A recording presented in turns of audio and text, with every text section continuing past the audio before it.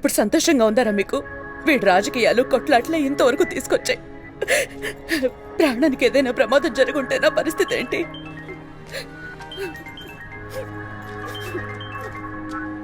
Hello యోగి, ధర్మాన్ని కొట్టించిన వాడిని నేను చూశాను. త్వరగా రా. ఎక్కడున్నాడు?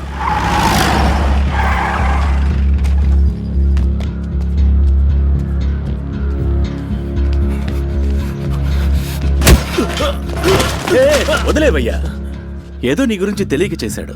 టీవీలో పేపర్లో నిన్నటి నుంచి నీ గురించి న్యూస్ కదా. విషయం తెలిసి డబ్బులు గుంజుదాని వచ్చాడు. మీ తమ్ముడేం తక్కువ తినాడా? ఇతన్ని వీళ్ళ మనుషుల్ని కుమ్మొదిలిపెట్టాడు. అప్పు తీసుకున్న అమ్మాయిని తప్పుగా మాట్లాడేందుకు నేనే వీడిని కొట్టాను. నేను కొట్టిన దాంట్లో తప్పుంటే ఆ రోజే వీడి స్టేషన్కి వచ్చి కంప్లైంట్ ఇచ్చి ఉండేవాడు. సరే సరే సరే వదిలేవయ్యా. కాంప్రమైజ్ చేసుకుంటే ఇద్దరికి మంచిది కదా. కమా, ఇద్దరు చేతులు కలుపుకోండి.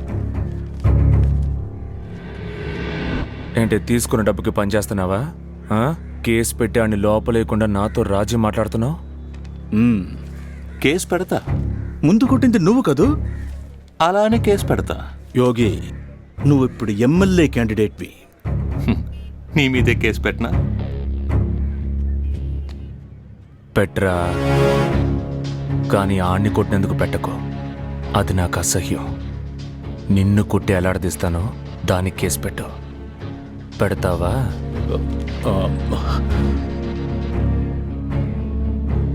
ధర్మకేమైనా అయ్యున్నట్టయితే నువ్వుండేవాడివి కాదు.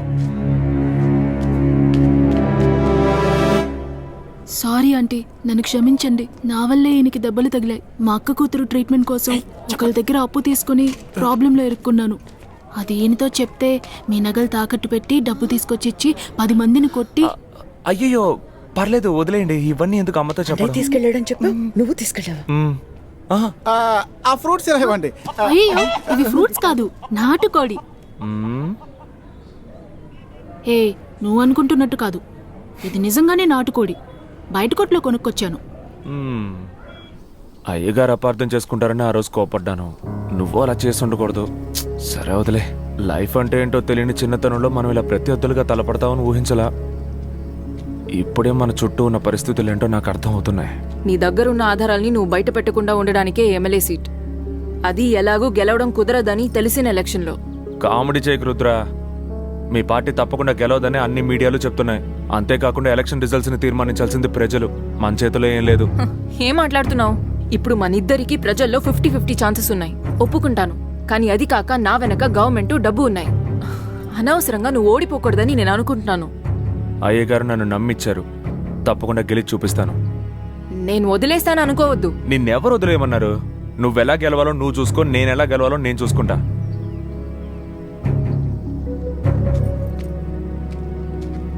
అయినా మన ఇద్దరి మధ్య రాజకీయాలు వేరు, పర్సనల్ వేరు. దాన్ని దీన్ని మిక్స్ చేయకూడదు. అర్థమైందా? అవును, నన్ను మించి గెలవడానికి నీ దగ్గర అంతే ఉంది. నిజం ఉంది. ఇప్పుడెవరు కామెడీ చేస్తున్నారు? రాజకీయాల్లో నిజమా? నిజమైన రాజకీయము చేయొచ్చు. అందరికీ నమస్కారం. పాదరసం ఫ్యాక్టరీలో పెద్ద కుంభకోణం చేశాడని మా ఎక్స్ మినిస్టర్ భానుమూర్తి మీద అపోజిషన్ వాళ్ళు ఆరోపణ చేశారుగా. ఏంటి ఇప్పుడు అది నిజం కాదు అంటారు? అంతేగా? పరిపూర్ణంగా నిజం అనే చెప్తున్నారు. సొంత పార్టీ వాళ్ళు చేసిన తప్పుని మీడియా ముందు ఒప్పుకున్న మొదటి వ్యక్తి మీరే అయి ఉంటారు. ఒప్పుకోవడం మాత్రమే కాదు, తొలగించిన వ్యర్థాలని తొలగించినట్టు ఆయన ఇచ్చిన సర్టిఫికేట్ కాపీ. ఈ ఆధారంతో పోలీసులు ఆయన మీద యాక్షన్ తీసుకోవాలని నేను కంప్లైంట్ ఇచ్చిన ఎఫ్ఐఆర్ కాపీ ఇది. తప్పు చేయని వాళ్ళంటూ ఎవ్వరూ ఉండరు. ఒకవేళ అలా చేయాల్సి వస్తే దాన్ని మనం ఎలా ఫేస్ చేస్తున్నాం అనే దాన్ని బట్టి మనం ఏంటో నిరూపించుకోగలం.